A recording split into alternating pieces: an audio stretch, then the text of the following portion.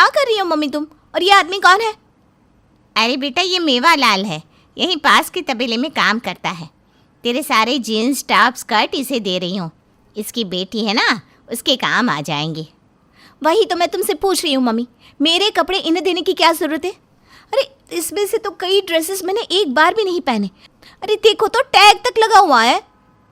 अरे तो तू क्या करेगी इन सबको पहनकर? अब सूट पहनने की आदत डाल दे। शादी के बाद तो सूट भी पहनने को मिले तो गनीमत समझना। शादी? हाँ, अब तो बच्ची नहीं रही, तेरे पापा तेरे लिए लड़का देख रहे हैं। इसलिए अब से तू जहाँ भी जाए सूट ही पहन कर आया जाया करना। 4 लोगों की नज़र में आएगी तब तो बात होगी। और मेरा फ्यूचर मम्मी, मुझे जॉब करनी है। हम औरतों का तो यही है बेटा, गृहस्थी संभालना, बच्चे पालना। अभी मैं तुझे जॉब करने भी दे दूँ तो क्या शादी के बाद तेरी सास तेरा जॉब छुड़वाना देगी? तब तो तेरा दिल और दुखी होगा ना बेटा। उससे अच्छा है तो अभी से ही घर के काम काज सीख ले। कपड़े धोना, झाड़ू पोछा करना, बर्तन मांजना, कायदे में रहना, बोलना, हंसना सब सिखा दूंगी ताकि कोई भी तुझे काट ना सके। मैं तेरी माँ हूँ बेटा, तेरा बुरा थोड़ी ना चाहूँगी। बेचारी रोशनी के सपनों पर जैसे पानी ही फिर जाता है। अब ना वो अपने पसंद का खाना खा सकती थी, ना कपड़े पहन सकती थी, ना कुछ कर सकती थी। एक दिन अपने घर पर सोफे पर बैठी रोशनी हंस हंस कर ताली मारते हुए मूवी देख रही होती है। तभी उसकी माँ वहाँ आती है और उसे डांटती हुए कहती है, तेरी शादी होने वाली है, इस तरह से जोर जोर से हंसती हुई बहू शोभा देती है क्या? और ये क्या, समोसे कचौड़ियाँ लेकर बैठ गई? अगर अभी वजन बढ़ गया तो शादी के लहंगे में कैसे फिट आएगी तू? चलिए सब छोड़, और मैंने जो लेप बनाया है ना, जाकर चेहरे पर लगा ले। तेरे पापा ने एक घर में बात चलाई है, फ़ोटो से तो तुम्हें पसंद भी आ गई है। आज शाम को वो लोग तुझे देखने आने वाले हैं तो ज़रा कायदे में रहना। रोशनी को लड़के वाले देखने आते हैं। अपनी माँ की कही बात मानकर रोशनी साड़ी पहनकर धीरे धीरे हाथ में ट्रे लिए संस्कारी लड़की की तरह लड़के वालों के सामने आकर सर झुकाए बैठ जाती है। अरे बेटा, घबरा क्यों रही हो? हम तुम्हारा इंटरव्यू नहीं लेने वाले। आराम से रिलैक्स होकर बात करो, और अगर तुम्हें गोलू से कोई बात पूछनी है तो तुम आराम से पूछ सकती हो। क्या मम्मी, मैं बड़ा हो गया हूँ, यहाँ भी गोलू बोलोगी क्या? ये सुनते ही रोशनी के चेहरे पर मुस्कुराहट आ जाती है। अब आप लोग ही बताइए, ऐसी मुस्कुराती हुई प्यारी बच्ची किसे ना भाएगी? मुझे तो रोशनी पहली नज़र में ही पसंद आ गई थी। जाओ बच्चों, तुम दोनों आपस में बात कर लो। वैसे तो विकी को रोशनी पसंद आ गई है, पर रोशनी को अगर कुछ सवाल जवाब करना हो तो वो कर ले। जाओ बेटा। विकी बेटा तो हीरा है हीरा पूजा जी, हमें तो विकी बेटे से कोई सवाल जवाब नहीं करने। क्यों रोशनी? हाँ आंटी, मम्मी ठीक कह रही हैं, मुझे कोई सवाल नहीं पूछना, मुझे ये रिश्ता मंजूर है। और क्या था, चट मंगनी पट ब्याह कर रोशनी विकी के घर उसकी पत्नी बनकर आ जाती है। अपने मन में बहुत सारे डर और शंकाएं लिए रोशनी अपने ससुराल आती है और शादी के अगले ही दिन सुबह 5 बजे उठ जाती है। ये अलार्म किसने बजा दिया? हमें 3 बजे तुम सोए थे। आई एम सॉरी विकी जी, मैं अलार्म बंद कर देती हूँ, वो मुझे उठने में कहीं देर ना हो जाए ना, इसलिए मैंने अलार्म लगाया था। आप सो जाइए, मैं किचन में जाती हूँ। शादी की रस्मों के बाद मुश्किल से 2 घंटे सोकर ही रोशनी उठ जाती है। नहा धोकर भगवान की पूजा करके रसोई में जाकर चाय, नाश्ता और सारी चीज़ों की तैयारी कर लेती है। मम्मी ने तो कहा था कि तुम्हारी सास सूरज के उगने के साथ ही उठ जाएगी, पर यहाँ तो 10 बजे तक लोग सो रहे। थक गए होंगे शायद। खैर अच्छा है, मैंने सारी तैयारी कर ली है, मम्मी जी तो मुझसे बड़ी खुश हो जाएंगी। शादी से थके हारे सब 10 बजे तक धीरे धीरे उठना शुरू करते हैं। सभी के उठते ही रोशनी एक हाथ से साड़ी संभाले, दूसरे हाथ से चाय का ट्रे लिए हॉल में आती है। ये कैसी चाल चल रही है तुम बहू? साड़ी पहनी नहीं जा रही है तो क्यों पहनी थी? पीछे देखो, आधी साड़ी तो तुम्हारी खुली पड़ी है। शादी के बाद साड़ी ही तो पहनते ना मम्मी जी। अच्छा, ये कौन सी किताब में लिखा है कि शादी के बाद साड़ी ही पहनी जाती है? और किसी ने अगर कुछ और पहनना चाहा तो? फिर तो मुझे पता नहीं, पर मैं कुछ और कैसे पहन सकती थी? आप भी तो साड़ी ही पहनती है ना मम्मी जी। अरे मेरी पगली बहू, आ बैठ इधर। देख बहू, वो तो मुझे साड़ी में ही कंफर्टेबल लगता है। क्या है ना, पीठ में हवा लगती रहती है, वरना ये कुर्ती टॉप पहनने से मुझे घमौरिया हो जाती है। पर ऐसा थोड़ी ना है कि मैं साड़ी पहनती हूँ तो तुझे भी साड़ी पहननी होगी। अरे तुझे किसी और कपड़े में कंफर्टेबल लगता है तो तू वो पहन लिया कर। अगर मैं ट्राउज़र, नहीं कुछ नहीं मम्मी जी। अरे हाँ, पहन लेना ट्राउज़र टी शर्ट, उसमें क्या दिक्कत है। सच्ची मम्मी जी, आप कितनी अच्छी है। मम्मी तो कहती थी कि सासू माएँ सर का पल्लू सरकने से ही 10 गालियाँ सुना देती हैं। ओह गॉड मम्मी जी, मेरे मन का तो डर ही निकल गया। रोशनी की खुशी का ठिकाना नहीं रहता। जहाँ उसके मायके में उसके पसंद के कपड़ों को दान में दिया जा रहा था, वहाँ उसके ससुराल में उसकी सास उसे उसकी मर्जी के कपड़े पहनने को रोक भी नहीं रही थी। अब रोशनी आराम से अपने मन के कपड़े पहनकर कंफर्टेबली घर के काम करने लगती है। इसी तरह एक हफ्ता बीत जाता है। रोज़ की तरह रोशनी सवेरे 5 बजे ही उठ जाया करती। एक सवेरे जब पूजा अपनी सहेली परविंदर के साथ हॉल में बैठी बात कर रही थी, तब उन दोनों के लिए रोशनी चाय लेकर हॉल में आती है। हाय रब्बा, बहू तुझे आए हुए 7 दिन भी नहीं हुए, कम से कम महीने भर तो साड़ी पा लेती। अरे परविंदर, मैंने ही उसे ट्राउज़र पहनने को कहा था, साड़ी में बेचारी चल भी नहीं पाती है।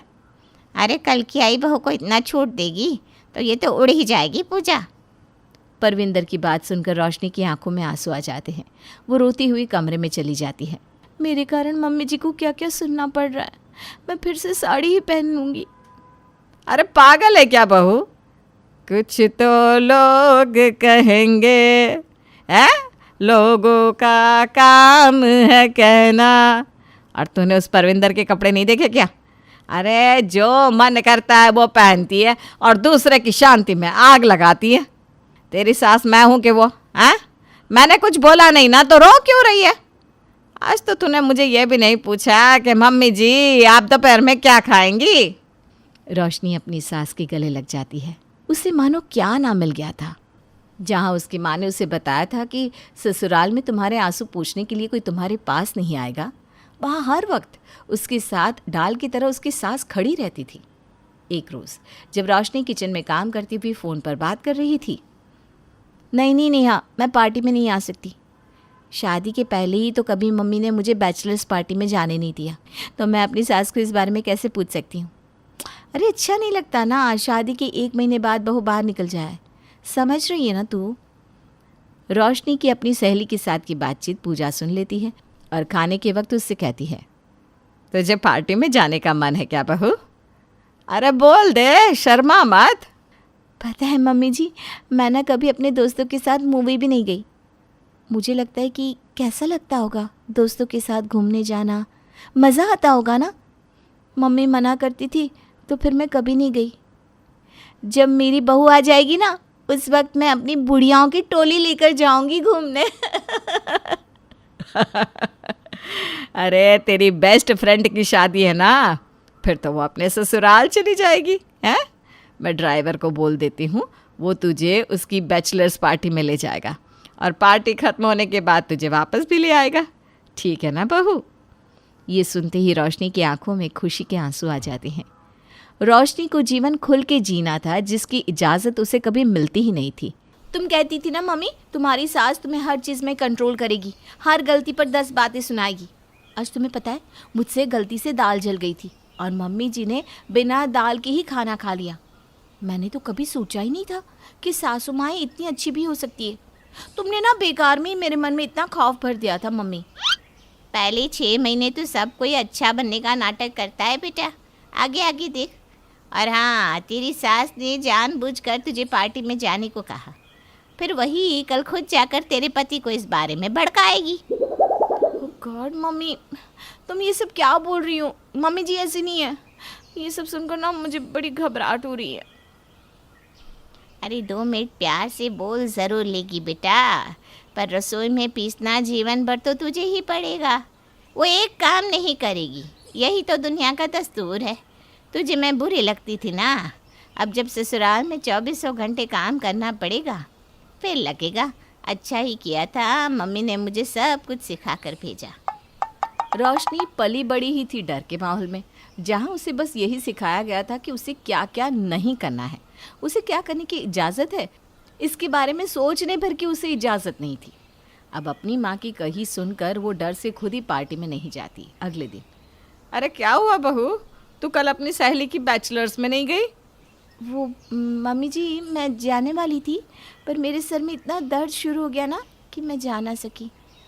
कोई बात नहीं ना मम्मी जी, क्या फ़र्क पड़ता है। अच्छा अच्छा, अब कैसा है तेरा सर दर्द? दबा दूँ क्या बेटा? नहीं नहीं मम्मी जी, मैं ठीक हूँ। पूजा हॉल में बैठी थी और अपने हॉल से सीधा किचन में रोशनी को काम करता हुआ देख रही थी। रोशनी एक तरफ दाल संभालती है और दूसरी तरफ चावल।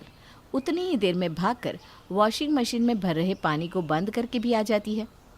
दूध वाला, जल्दी जल्दी दूध ले लो, हमको दूसरे घर भी जाना है। आई भैया।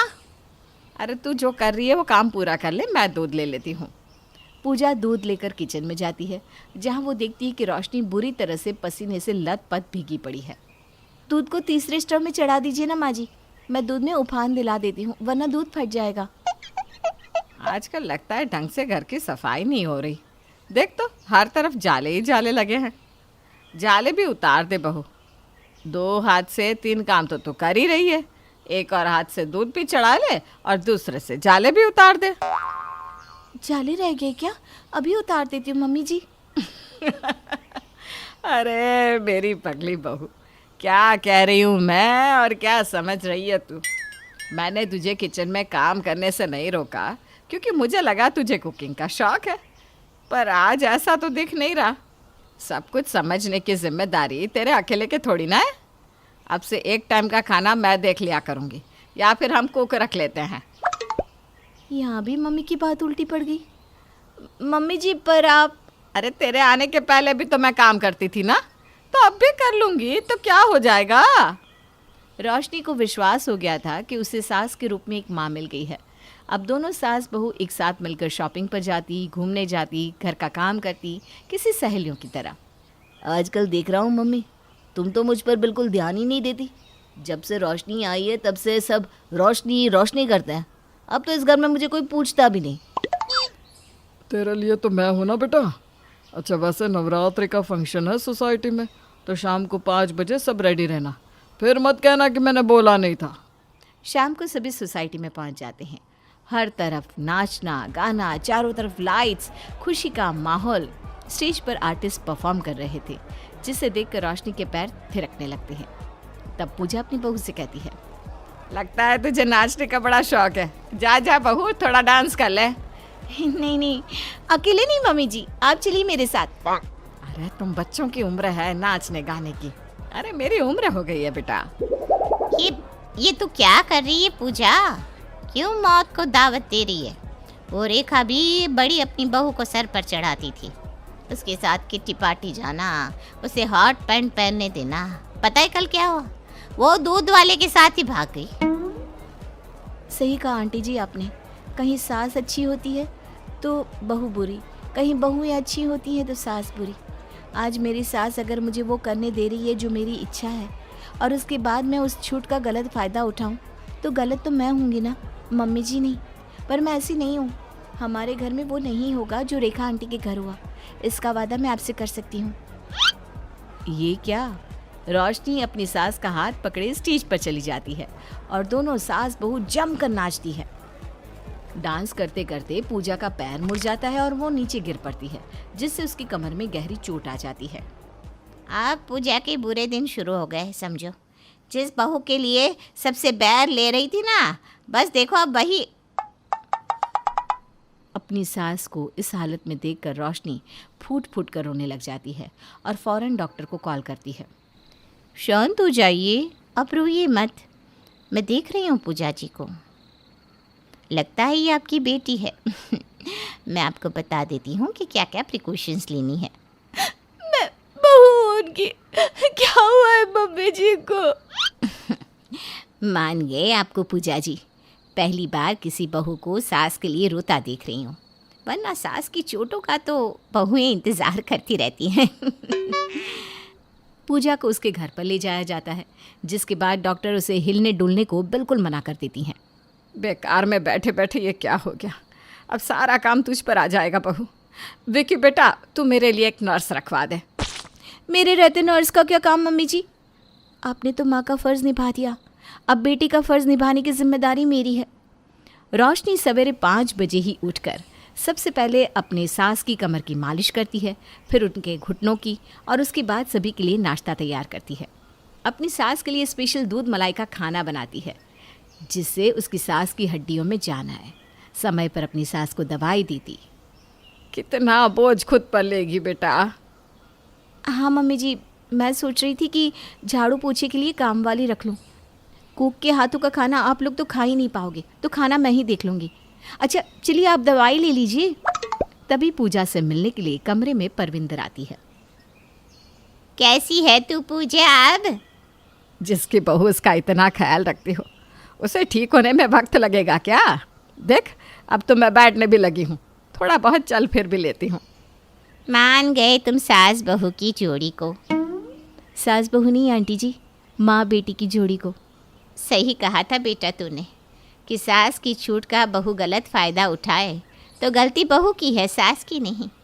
मेरी सास मेरे साथ बहुत बुरा व्यवहार करती थी और आज अपनी बहू को कंट्रोल में रखने के लिए मैं भी उसके साथ वही कर रही हूँ। फिर भी घर के कलेश ख़त्म ही नहीं होते।